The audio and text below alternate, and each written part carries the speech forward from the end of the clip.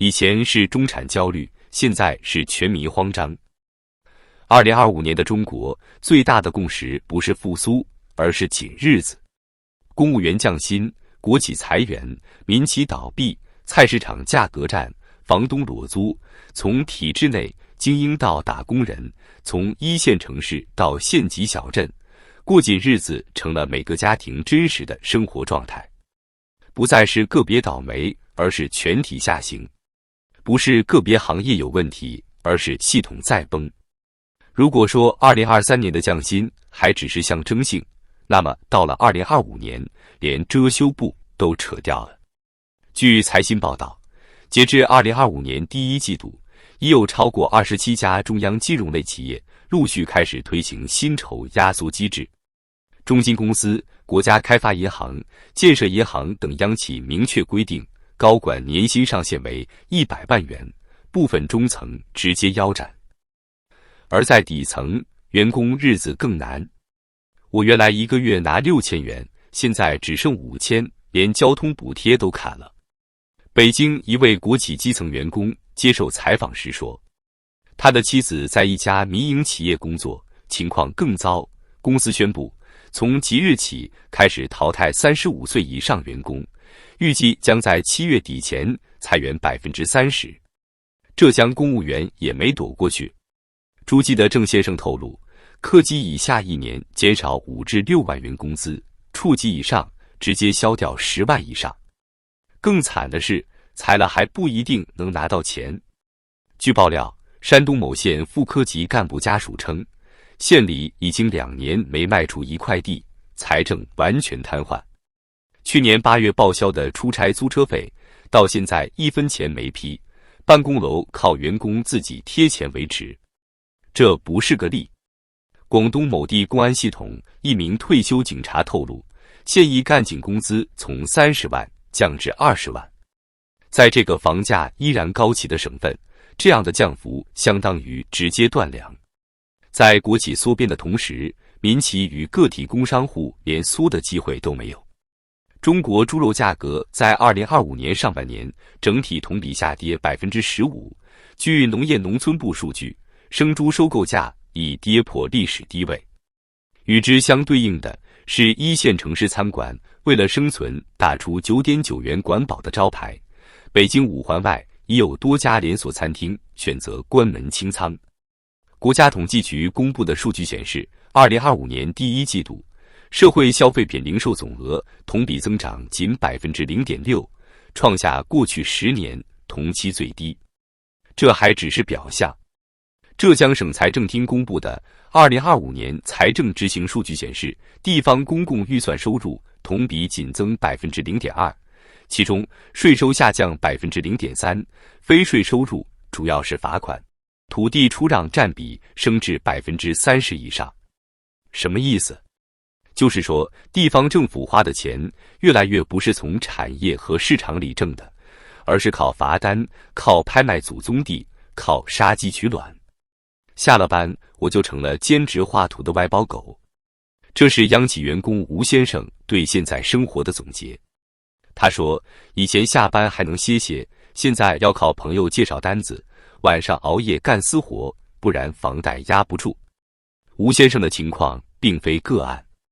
据陌陌平台的职场调查，近48%的白领表示有第二职业，比去年同期增加了17%。但问题是，外包单子也越来越卷。以前一个 UI 设计包6000，现在只给2000，干的人还排队。吴先生苦笑着说，连公务员都来抢单子了。是的，公务员也在干副业。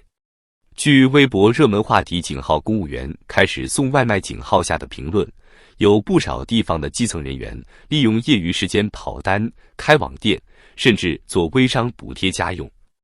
网友调侃，卷死体制外，还得体制内下场。中国人不是没钱，而是不敢花钱。降薪裁员之后，大家最怕的是不确定性。有学者指出，你今天还能吃排骨，明天可能就要靠泡面活。他还表示，中国当前陷入的不是简单的经济放缓，而是信任衰竭。一个人不消费，是因为怕明天失业；一家公司不投资，是因为怕政策朝令夕改；一个地方政府不敢花钱，是因为怕查账。所有人都在等一个明确的方向，等别人先动。但问题在于，没有人敢做第一个花钱的人。于是，中国社会就这样陷入了一个缩的死循环：收入降不敢花钱，企业没收入再裁员降薪更不敢花钱。这不是通缩的技术性问题，这是信心的系统性崩溃。2025年对许多中国家庭来说，不只是钱包变扁，而是整个人生规划正在被摧毁。尤其是中产群体，那些曾经在城市买房、供孩子读书、偶尔旅游的稳定阶层，正一夜之间陷入了不稳定人生。据国家统计局2024年底发布的数据，中国城镇居民人均可支配收入为49283元，同比仅增长 3%， 低于 CPI 涨幅。而这其中，中位数收入比平均数更低，意味着大多数人收入远低于表面数字。在一线城市，月薪过万不再是中产标志，而成了入不敷出的代名词。长期以来，中国社会普遍存在一种躲进体制的共识：公务员、国企、事业单位被认为是抗风险的安全壳。然而如今，连这层壳也在逐渐碎裂。第一财经报道显示，2024年全国有超过 80% 的地级市财政收入增长停滞，财政自给能力逐年下滑。湖南、甘肃、黑龙江、广西等省份多个地级市财政自给率不足 30%。换言之，每花10块钱，有7块靠中央或发债支撑。这种情况下，体制内人员工资成为可动用的第一笔钱。根据界面新闻报道，2024年有超过50个县市调整了机关事业单位津贴补贴方案，涉及岗位等级工资、绩效奖金、住房补贴等多个方面。大量体制内人员实际收入下降 15% 至 30%。内蒙古呼和浩特一位中学教师透露，我今年发的绩效工资只剩一半，之前一个学期能拿2万多，现在只剩1万出头。他苦笑说，我们不敢抱怨太多，毕竟还有稳定工作。通缩不仅是一个宏观经济名词，它已在每一位普通人身上烙下印记。国家统计局数据显示，2025年5月 CPI 同比下降 0.6%， PPI 同比下降 2.3%， 连续12个月负增长。猪肉、大米、鸡蛋、汽油，几乎所有商品价格都在跌。但奇怪的是，民众的生活却没有变轻松，反而更加焦虑。因为这场通缩是收入跌得比物价更快的现实。杭州的林先生是外卖员，曾经日入300元，如今平台订单削减，他每晚奔波12小时，收入不足200元。路上大家都说，赚的钱连买个油都心疼了。在深圳，一家面馆老板表示，今年5一生意创下10年最差纪录，以前放假门口排队，现在一个中午不到10桌人。我们现在搞9块9套餐，还亏本，但不这么干，明天就得关门。据南方周末报道，在广州、苏州、成都等多个城市的批发市场，服装、建材、五金的出货量已跌至2020年疫情封城时的低位。大量中小批发商倒闭，仓库积压严重。一位经营女装的小老板无奈地说，衣服再便宜也没人买，大家都不出门，不社交，不换季了。北京大学经济研究中心发布的一份内部报告指出，中国目前正处于结构性通缩阶段，不同于过去的周期性波动。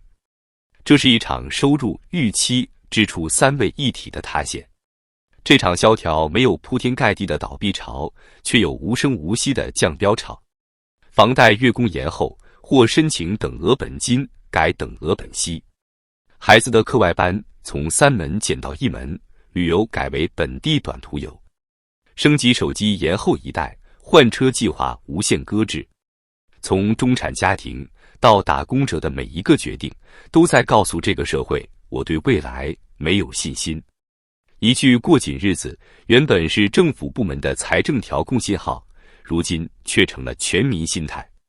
中国人过去几十年习惯了忍，习惯了苦尽甘来，可这一次不再是单纯的周期性调整，而是一场对结构、信心、秩序的全面冲击。